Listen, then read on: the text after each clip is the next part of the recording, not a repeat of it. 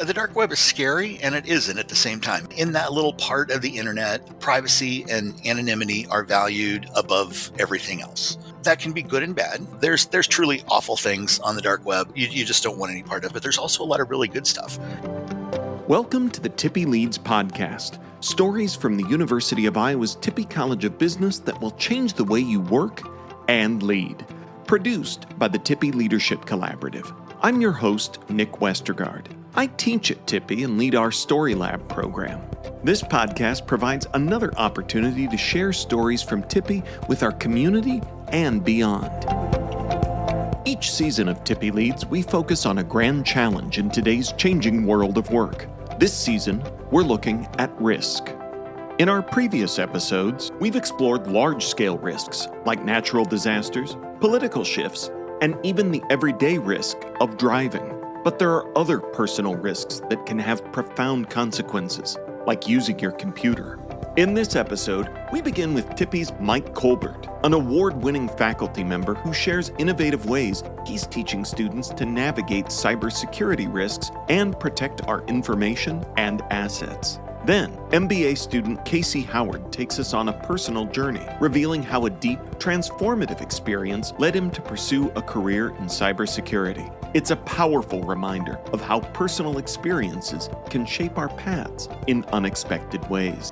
And finally, we'll bring it all together with a final tip-E just for you. Ready? Let's get started.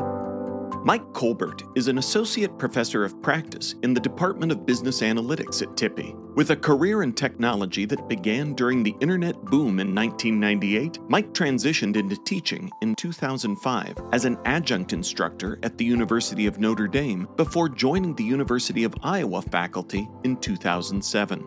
He earned a Master of Science in Software Development in 2021. At Tippie, Mike teaches a variety of information systems courses, including cloud computing, cybersecurity, digital product management, and data wrangling. He has taught cybersecurity every year since 2005, educating both undergraduate and master's students. So, Mike, when we talk about cybersecurity, I feel like it's one of those words we toss around a lot, but it's a big label. So, what all do you include when you think of in terms of the big issues in cybersecurity today? Oh, there's a ton of them. Just so much stuff happening from, like regular Facebook scams and things like that. Probably the most common thing, the thing that's keeping everyone awake at night right now, is ransomware. And so, in a ransomware attack, the user will click on a link. Somewhere along the line, something appears and they click on the link, and it basically encrypts their whole hard drive. So all of the files, it will lock them up basically, and you can't unlock them unless you have a key. And just so happens that the attacker is the one holding that key, and therefore you're held at ransom for that key to unlock your files. So so there's usually this, oh no, I've clicked on something, what's happening to my computer kind of moment. And then there will be some messages that will appear from the attacker that says something along the lines of, you need to pay me 7 Bitcoin and I'll give you the key to be able to go in and unlock your files. And so then you get to choose how you're going to proceed forward, because really all of your files are unusable at this point. So sometimes we find that people will negotiate that down from 7 Bitcoin to 3 Bitcoin or something like this. It's usually cryptocurrency because that's more difficult to trace and whatnot. And then they'll pay, right? And they'll get the key.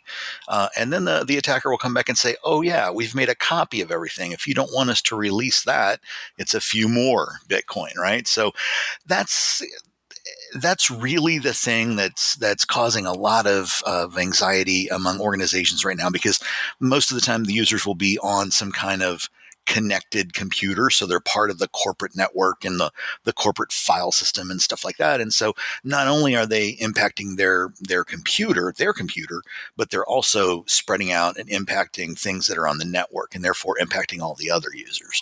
So Yeah, that's kind of the nasty one that's keeping everybody awake right now. So, where does ransomware come from? So usually it's some kind of criminal enterprise, just like everything. Wherever there's money, there's bad guys, and so you usually have some sort of organization around the ransomware.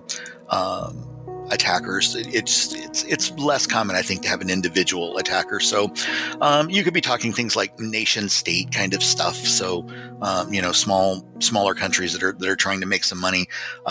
Gang affiliation, right? I mean, it's just another way that they can make money and have influence. Organized crime, been around for a long time and had their hands in all kinds of things. Now it seems to be ransomware. If you do have the individual bad actor, they're probably purchasing, going onto the dark web and purchasing something called ransomware as a service. So somebody else has already figured all of this out, and it would be kind of like going to eBay and purchasing an antique or something like that. Only I'm going to go on the dark web. I'm going to go to a different marketplace, and I'm going to pay for somebody to attack an individual or an organization or something like that, and hold them for ransom, and then I'll split the money with the person I purchased this from. So we talk about criminal enterprises and scary things, and you mentioned the dark web in there, which is also another one of those kind of scary labels, but also something that's all encompassing. So, what are we talking about when we talk about the dark web? Yeah, so the dark web is scary and it isn't at the same time. It's really kind of a little niche area of the internet, or a little part of the internet. And in that little part of the internet, privacy and anonymity are valued above everything else. So that can be good and bad, right? And this focus on privacy and anonymity, and there's truly awful things on the dark web that you just don't want any part of. But there's also a lot of really good stuff that happens on the dark web. So if you work for an organization and you're aware that the organization is doing something they shouldn't be doing, and you want to let the Wall Street Journal, New York Times, something like this. You want to be a whistleblower, essentially. You want a lot of privacy and anonymity when you're disclosing this information. And so, Wall Street Journal and New York Times have a space on the dark web where you can go and you can tell your story, and you can upload your files or your receipts, if you will, and provide whatever information you have as a starting point for them to have a story. So it's also really used a lot by people in countries where their internet connection may be monitored very, very closely. So, maybe it's monitored and you're not allowed to go some places. And if you can get to the dark web, you can get around most of that. And it's way more secure than any of our other technologies like VPNs or anything like that. Interesting, and fascinating kind of use cases and applications there.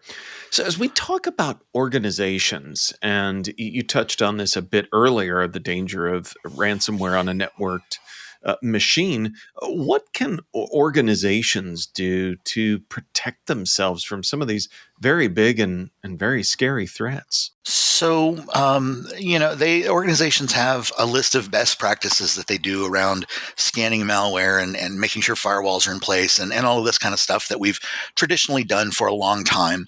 But cybersecurity training is probably one of the biggest things that they can do. Just making the users extremely paranoid to click on anything is a good thing from an information security standpoint. The other thing, besides that suspicious mindset, a lot of organizations will purchase cybersecurity insurance as a way to transfer some of this risk should something happen. But the cybersecurity insurance has gotten a little more demanding as the rates of ransomware attacks have increased. To stop paying out so much, they want to see that you have good practices before they'll take you on as a client. So, it's expensive, and a lot of times they're putting stipulations around it. And a very common one is, yes, we'll write you an insurance policy if you can restore your data back to the way it looked yesterday. And so that makes sure that you have a good backup practice, you have a good restore practice, and all of that can be done in a fairly timely fashion. So, when you have something catastrophic happen to your data, a backup and a restore is really the best way to get back quickly. So, meeting conditions like that, then the cyber insurers will look closely at some of your other things and some of your audits and whatnot, and perhaps write you a policy at that point. So I think about, as we are talking about something that is a new and emerging area, and working with our students, it certainly seems like it's a high interest area, but definitely one that is, as you mentioned, growing, changing in terms of rates of occurrences, what's happening, how it's happening. So, as you kind of look at your vantage point of sending students out into the world, and from what you hear from employers out there, what kinds of skills make for a good cybersecurity employee? So right now we're looking probably people that can deal with large amounts of data. So people coming out of a data science program, a data analytics program, a business analytics program, because all of these things that are on our network, whether they're computers or firewalls or wireless access points, all of these things generate logs, and so they can generate, gigs and gigs and gigs, which is a lot of logs because it's just text files. Um, and being able to go through, a few million lines of a log and find 8 that are interesting, that might need human follow up or some kind of human, vetting after that point. Being able to find those is really important.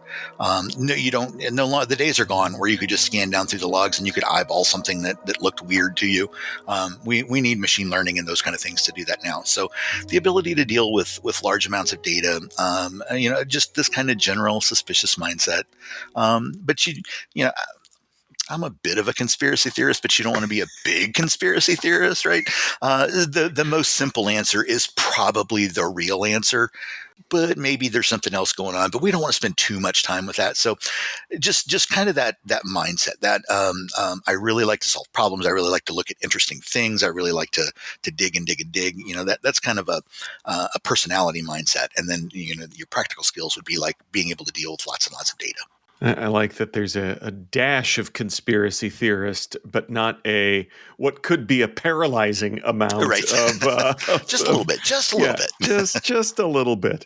Yeah. So, in terms of kind of the next big frontiers in cybersecurity, what's on the horizon? I think identity is going to be one of the next biggest things that if we can solve it, we can make a lot of progress.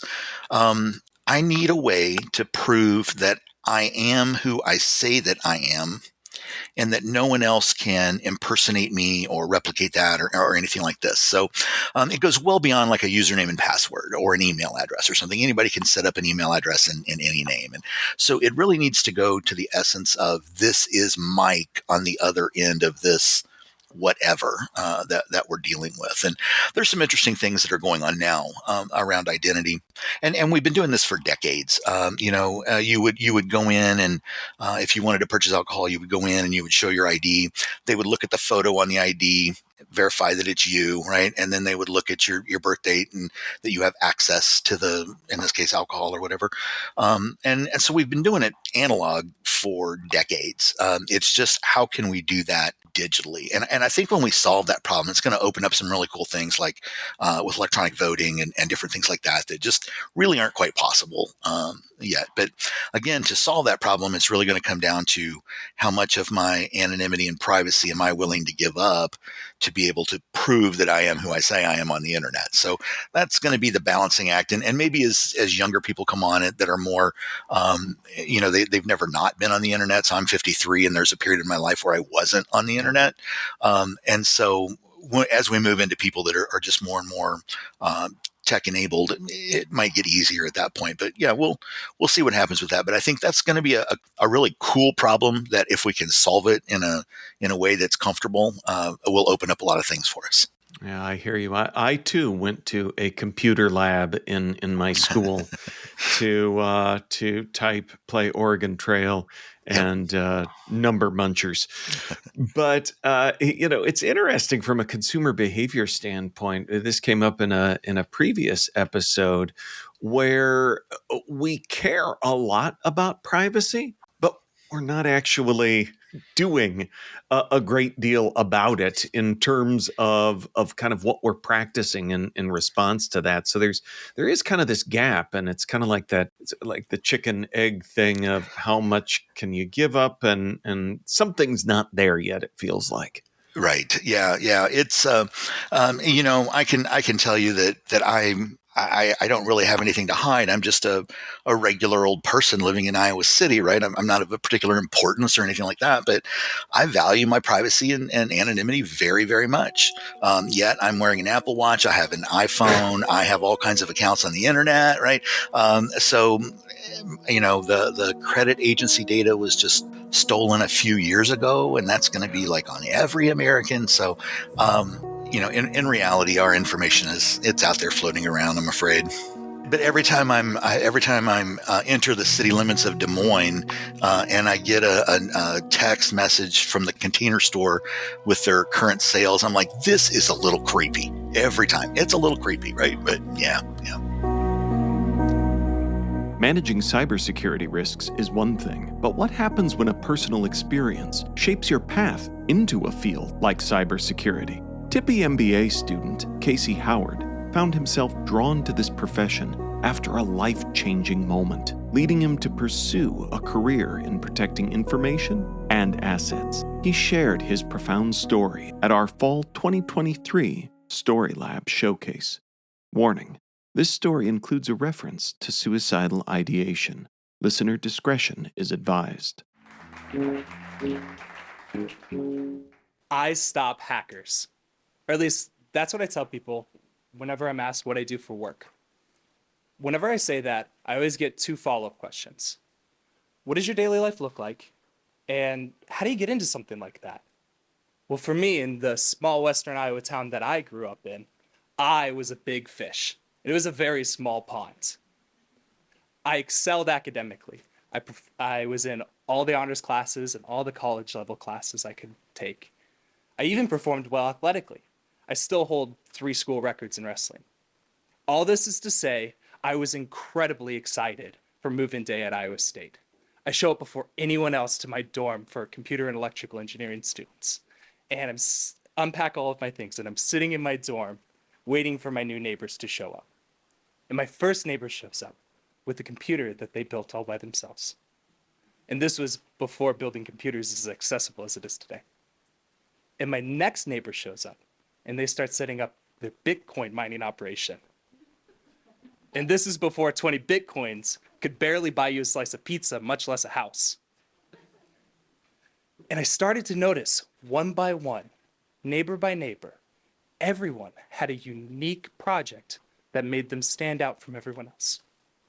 And either the pond that I was in now is a lot bigger than the one that I came from, or that I was a much smaller fish. But just like high school, I don't study for any of my exams. I start skipping classes because all my peers are too. And I start drinking and partying every weekend, anything to stay away from my studies, until semester grades roll around, and I had C's and D's. And I began to feel like I was drowning. But instead of asking for a lifeline, I joined a frat. I signed up to be a campus tour guide. Anything to keep from the studies. Till eventually all that partying and drinking caught up with me, and I was arrested for public intoxication. I cried the entire day I got back from jail. For the rest of the semester, I slept all day, and I stayed up all night watching pirated videos on my laptop. At the end of the semester, I went home with my tail in between my legs. I just wasted $20,000 on my dreams. So instead of doing that, I get a job at the local restaurant, and I start paying my way for an associate's degree. And every day started looking exactly the same. I'd go to class, go to work, play video games, drink, sleep. Class, work, video games, drink, sleep. Class, work, video games, drink, sleep, until 2 years fly by, and it's my 21st birthday. And I decide to go to a bar to have my first legal drink. None of my friends showed up. And I'm sitting in this bar, surrounded by strangers, but I feel completely alone. I thought about ending it all at least 12 times a week. Until one day, I meet someone, and they're studying for the A+ certification, which is a certification to be in information technology. And that sounded a lot better than the restaurants I was working in at the time. So I decided to do the same. The very next day, a new dishwasher starts. His day job's at Geek Squad, and they have a position open. So I applied, and I got it. I got the job. While I was there, I finished my associate's degree. And that got me the opportunity to the next job. And, they wouldn't hire me without a bachelor's degree, so I started studying for that. And when I finished that, I got this new job where I'm in cybersecurity, and I'm stopping hackers from stealing our customers' data. And every day is brand new. Everything is moving at such an incredible pace. I'm in this industry that new exploits and new attacks are coming out all the time. And instead of being in a small pond or even a big pond, it's a vast ocean where it's impossible not to feel like a small fish. But that's okay. And in fact, it has to be okay. I lied earlier. I don't know how I got into cybersecurity. I kind of fell into it. What I do know is that whatever direction you pick, you have to take action. And you have to keep taking action so that no matter what obstacle comes in your way, whether it's Bitcoin mining operations, public intoxication, or suicide ideation, you just keep swimming. Thank you. That was Casey Howard live at our Fall 2023 Story Lab Showcase in downtown Iowa City. If you or someone you know is struggling, help is available. Please reach out to a trusted friend, a mental health professional, or contact the Suicide and Crisis Lifeline at 988. You can watch the video of Casey's story and other Tippie storytellers via the link in this week's show notes. Before we wrap up, let's go back to Mike Colbert one last time for a final tip E for you to remember in your work. All right, I'm gonna give you two. Can I give you two? Yeah. All right, it's gonna be don't click on things and back up your files. That's incredibly simple. Yeah. Okay. Okay. All right. Okay. All right. Don't click on things. Back up your files. Why do so many people still click on things, even though we know we should? It's like telling a kid, don't touch that. Don't touch that. I kind of want to touch it. Clicking links and driving cars are everyday risks, but entrepreneurs face an entirely different level of uncertainty. While choosing a product or service to launch is a significant decision, selecting the right location for a business can be just as risky. In our next episode, you'll hear from Miranda Wellborn-Eleazar, whose research explores the key factors entrepreneurs must consider when deciding where to launch their business. We'll also hear from Tippie MBA alum and former Hawkeye football and NFL player turned entrepreneur, Nate Kading, as he shares his experiences with the risks of entrepreneurship. This episode of Tippie Leads was written and produced by me, Nick Westergaard, and Steve Courtwright. Special thanks to Mike Colbert and Casey Howard for taking the risk of sharing their stories.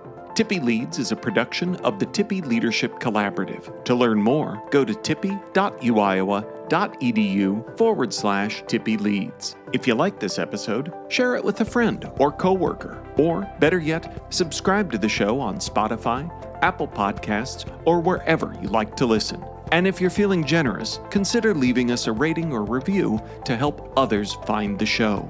This is Nick Westergaard signing off. On behalf of everyone at Tippie, thanks for listening, and go Hawks!